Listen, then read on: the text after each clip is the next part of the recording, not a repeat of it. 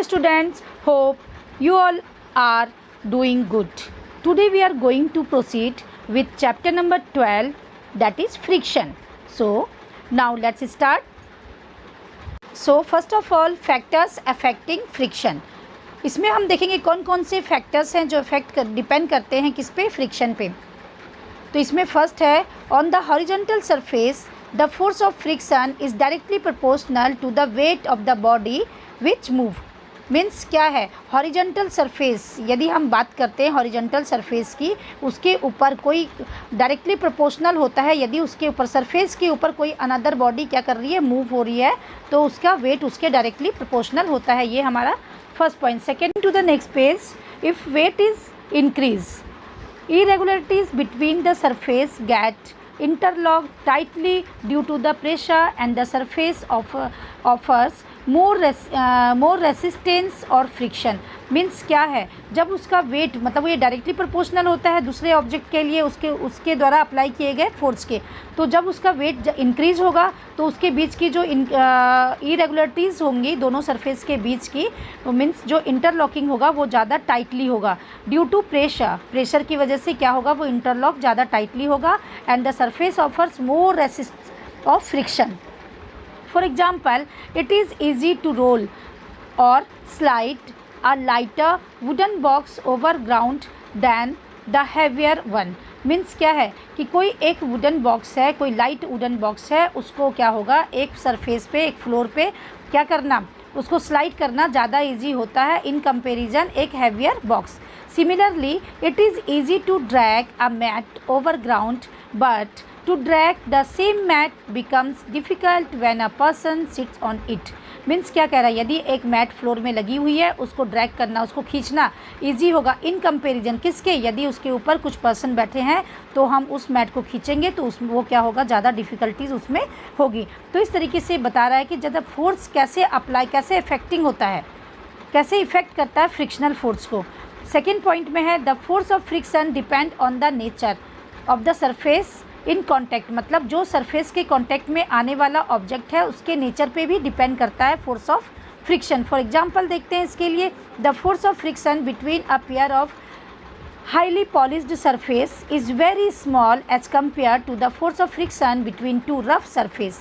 This can be explain through the following activity. अब यहाँ पे एक एक्टिविटी दी गई है, इसमें कहा गया सेकेंड पॉइंट में कि जो फोर्स ऑफ फ्रिक्शन है, ये दो सरफेस के बीच की बात की जा रही है. हाईली पॉलिश सरफेस के बीच में जो फोर्स ऑफ फ्रिक्शन होता है और एक रफ सरफेस के बीच में जो फोर्स ऑफ फ्रिक्शन होता है, दोनों में काफ़ी डिफरेंस होता है. अब यहाँ एक्टिविटी हम क्लास में डिस्कस करेंगे, आगे देखते हैं. अब यहाँ पे जो एक्टिविटी है उसमें शो किया गया है कि rough surface exert greater friction. मतलब हमने क्या देखा, जो रफ सरफेस में टू ऑब्जेक्ट एक दूसरे के कांटेक्ट में आते हैं वहाँ पे क्या होता है, फ्रिक्शन इंक्रीज होता है than smooth surface. Friction can be static. अब हम आगे देखेंगे कि फ्रिक्शंस को कितने पार्ट में डिवाइड किया गया है. तो यहाँ पे हमारी बुक में टोटली फ्रिक्शन को 3 पार्ट में डिवाइड किया गया, जिसमें से फर्स्ट है static friction, second sliding friction and last third rolling friction. First लिखेंगे स्टैटिक फ्रिक्शन क्या होता है. अब स्टैटिक फ्रिक्शन में हम देखते हैं, the force required to overcome friction at the instant and object start moving from rest is a measure of static friction. इसमें स्टैटिक फ्रिक्शन में होता है जब क्या होते हैं, एक सरफेस के ऊपर जब हम किसी दूसरे ऑब्जेक्ट को क्या करते हैं, जस्ट स्टार्ट करते हैं, स्टार्ट करके उसके मोशन के कंडीशन में लाते हैं स्टेशनरी फॉर्म से.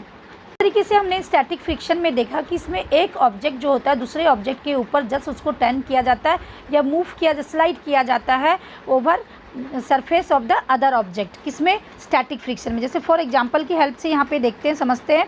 The friction cause to move a stationary heavy box is the measure of static friction. मतलब कोई स्टेशनरी हैवी बॉक्स है, उसको हम स्टार्ट करते हैं दूसरे एक सरफेस के ऊपर, तो टोटली उसको क्या है, एक जो सरफेस एरिया है उससे वो प्रॉपर क्या होगा, कॉन्टैक्ट में रहेगा. इस तरीके से ये जो फ्रिक्शन होता है in fact static friction comes into a play with a stationary object is move. मतलब कोई स्टेशनरी ऑब्जेक्ट है उसको किसी सरफेस के ऊपर मूव करते हैं तो in this type of friction वहाँ पे जो फ्रिक्शनल फोर्स प्रोड्यूस होता है उस फ्रिक्शन को हम बोलते हैं स्टैटिक फ्रिक्शन।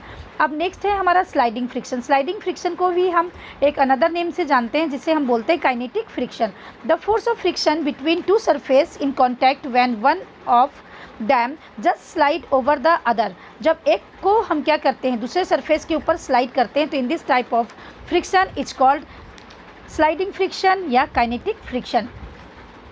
अब नेक्स्ट पेज में देखते हैं the force required to keep a body in motion is less than the force required to start the motion. Means यहाँ पे लिखा गया है, बताया गया है कि एक फोर्स रिक्वायर्ड होता है किसी बॉडी को मोशन में लाने के लिए, देन उसको क्या करने के लिए force required to start the motion, उसको रेस्ट में लाने के लिए body in motion in less. अच्छा, the force required to keep a body in motion is less than, उसको बॉडी को किस में मोशन में लाने के लिए जो फोर्स अप्लाई करना होता है वो कम होता है। किसके कंपेयर में? Force required to start the body, किसी बॉडी को स्टार्ट करने के लिए जो फोर्स है दोनों का कंपेयर यहाँ पे किया गया है। This is because the irregularities of the surface of already moving object do not get sufficient time to entangle with the irregularities of other surface over with its sliding. Therefore sliding friction is less than the limiting static friction। जो sliding friction होता है उसमें friction कम होता है, किसके compare में कह रहा है? static friction के। For example sliding a mat or a box over ground is easier than moving it directly। यदि वो डायरेक्टली मूव कर रहा है उससे ज़्यादा इजी होता है उसको मैट को या बॉक्स को क्या करना, स्लाइड करना किसी सरफेस में। इस तरीके से कहा गया है कि जो स्लाइडिंग फ्रिक्शन होता है वो स्टैटिक फ्रिक्शन से कम होता है। अब लास्ट देखते हैं हम रोलिंग फ्रिक्शन में क्या होता है। The force of friction between the two surface in contact when one of them is rolling on the other is called rolling friction. जब एक ऑब्जेक्ट को जब किसी सरफेस के ऊपर रोल्ड किया जाता है इस कंडीशन में जो फ्रिक्शन प्रोड्यूस होता है इन this type of friction is called rolling friction. इसके लिए हम एग्जांपल देखते हैं। For example the friction between a ball rolling on a floor is rolling friction, right. Rolling friction is less than the sliding friction. इस तरीके से हमने देखा सारे फर्स्ट हमने देखा था स्टैटिक फ्रिक्शन, स्लाइडिंग फ्रिक्शन है, रोलिंग फ्रिक्शन। तो हम यहाँ पे रोलिंग फ्रिक्शन की यदि कंपेयर करते हैं स्लाइडिंग फ्रिक्शन से तो जो रोलिंग फ्रिक्शन है वो लेस दैन होता है किससे? स्लाइडिंग फ्रिक्शन से। तो यहाँ पे एक एक्टिविटी गिवन है, इसे भी हम ऑनलाइन क्लास में डिस्कस करेंगे। आगे देखते हैं does rolling reduce friction. Rolling क्या करता है? रिड्यूस करता है किसको? फ्रिक्शन को। That is why all vehicles are mounted on wheels and ball bearing are used in all machines where rotatory motion is required. In a ball bearing the axle rotates on the balls without sliding। इसी यहाँ पे example दिए गए हैं कुछ जो जिसमें क्या है, जो किसके एग्जाम्पल्स हैं? रोलिंग फ्रिक्शन के एग्जाम्पल्स हैं। अब नेक्स्ट पॉइंट है हमारा फ्रिक्शन ए नेसेसरी एविल। अब यहाँ पे हम देखेंगे किस तरीके से हम फ्रिक्शन को बोलते हैं कि ये एक नेसेसरी एविल है। चलिए आगे देखते हैं। Friction has both harmful and beneficial effect and hence it is called a necessary evil. ये क्या करता है? जो फ्रिक्शन है वो दोनों ही है, वो हमारे लिए क्या बेनिफिशियल भी है और हार्मफुल भी है। इस तरीके से हमने देखा कि हम क्या कहते हैं, इसी यही रीज़न है जिसकी वजह से हम फ्रिक्शन को कहते हैं कि ये एक नेसेसरी एविल है। One can walk because ground offers friction. In the case of less friction, walking becomes almost impossible, right. हमने देखा कि हम वॉक करते हैं, वॉक किसकी वजह से करते हैं? फ्रिक्शन की वजह से। यदि फ्रिक्शन लेस सरफेस होगा तो हमें क्या होगा? वॉक करने में प्रॉब्लम आ सकती है, वो हमारे लिए इम्पॉसिबल हो सकता है। फॉर एग्जाम्पल देखते हैं। As we know that a person slip over the banana peel। This happen because banana peel has slippery surface and it offer very little friction to the ground.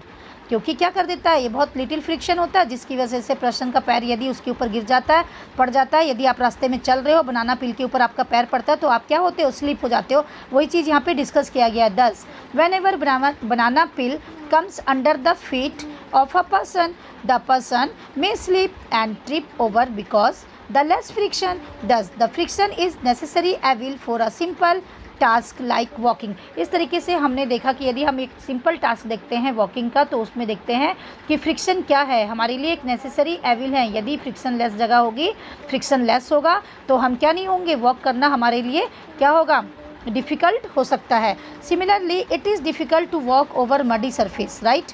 This is because muddy surface offers very small friction to the surface of feet of a person. जो muddy surface होती है, इस तरीके से आपने देखा होगा muddy surface में हमें चलने में प्रॉब्लम होती है, क्योंकि वो क्या होती है, उसमें वहाँ पे कम फ्रिक्शन होता है, क्योंकि वहाँ पे क्या होती है, वो चिकनी होती हैं। Soles of shoes have grooves on them, grooved soles offer more friction to ground, which gives better grip while walking. Shoes or slippers with worn out sole can be slippery.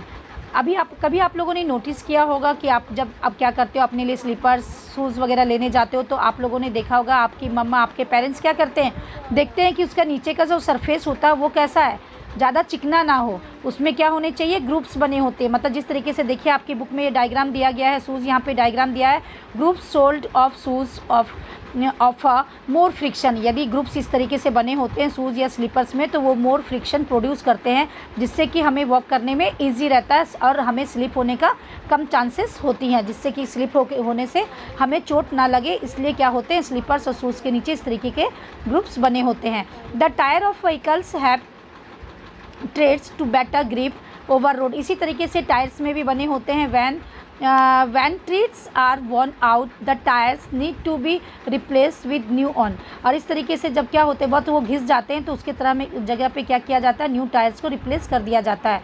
Friction hold a screw in old. Friction की वजह से ही हम क्या कर सकते हैं, कोई लकड़ी जो होती है उसमें स्क्रू को क्या कर सकते हैं, होल्ड, फ्रिक्शन की वजह से ही वो उसे होल्ड कर सकती है। It help to fix boards together using nails. और ये नेल्स को भी बोर्ड को फिक्स करने में नेल्स की हेल्प से, फ्रिक्शन की वजह से ही क्या मिलती है, हेल्प मिलती है। Writing with pen impossible because paper offer friction. और जब हम क्या करते हैं, पेन से जो पेपर में लिखते हैं, दैट टाइम भी फ्रिक्शन हमारी हेल्प करता है। On oily paper while writing with chalk on the blackboard, the rough surface of the blackboard rubs off the chalk, because of which some of the particles of chalk get stuck with blackboard and writing becomes possible. Thus friction play a very important role in our daily life. इस तरीके से हमने देखा कि friction बहुत important role play करता है हमारी डे टू डे लाइफ में। क्योंकि यहाँ पे एक और एग्जांपल दिया हुआ है, जिस तरीके से जब हम ब्लैक बोर्ड में लिखते हैं, तो दैट टाइम क्या होता है, उसके कुछ पार्ट्स ब्लैक बोर्ड में ही रह जाते हैं फ्रिक्शन की वजह से, और उस वजह से हमें लिखने में ईजी होता है, और हम उस पर लिखे हुए चीज़ों को ईजिली क्या कर सकते हैं, वो हमारे लिए विजिबल होता है। यदि वहाँ पर फ्रिक्शन नहीं होता, तो वो कोई भी पार्टिकल्स को एब्जॉर्ब नहीं करता और हमें वो विजिबल नहीं होता। तो इस तरीके से टोटली हमने देखा कि फ्रिक्शन क्या है, यहाँ पे हमारे लिए एक इम्पॉर्टेंट रोल प्ले कर रहा है। Friction is an evil too it wear out the material like screw, ball bearing और सोल ऑफ शू एट्सेट्रा। ये चीज़ पहले मैंने एक्सप्लेन किया कि इस तरीके से क्या है, एविल कैसे है ये हमारे लिए, कि हमारे हमारे सोल क्या होते हैं, शूज़ के घिस जाते हैं, और वहाँ पे क्या हो जाता है, वो फ्रिक्शन की वजह से धीरे धीरे घिस जाते हैं, जिससे कि हमें क्या होता है, गिरने के चांसेस ज़्यादा हो सकते हैं। कुछ मटेरियल्स होते हैं to wear out the material like screw, ball bearing और सोज ऑफ शू, ये सब क्या होते हैं, इसकी फ्रिक्शन की वजह से ख़राब हो जाते हैं, घिस जाते हैं। It causes loss of energy. और वहाँ पे क्या होती है, बहुत ज़्यादा एनर्जी हमें प्रोड्यूस करनी पड़ती है, वहाँ पे बहुत ज़्यादा एनर्जी हमें अप्लाई करनी पड़ती है, अगर हम ऐसे घिसे हुए स्क्रू से क्या करते हैं, काम करते हैं। What happen when you rub your palm together for a few minutes. क्या होता है जब आप अपनी पाम को कुछ देर के लिए क्या करते हो, रब करते हो, एक दूसरे के से क्या करते हो, दोनों पाम को एक दूसरे से क्या करते हैं, जब रब करते हैं, दे बिकम हॉट। आपने कभी नोटिस किया होगा, क्या होती है, वो हॉट हो जाती है। Similarly the jar of mixer becomes hot when it is run for few minutes. In fact when a machine is operated, heat is generated and it's efficiency decreases. It causes a loss of energy. Thus there is a need to minimize friction.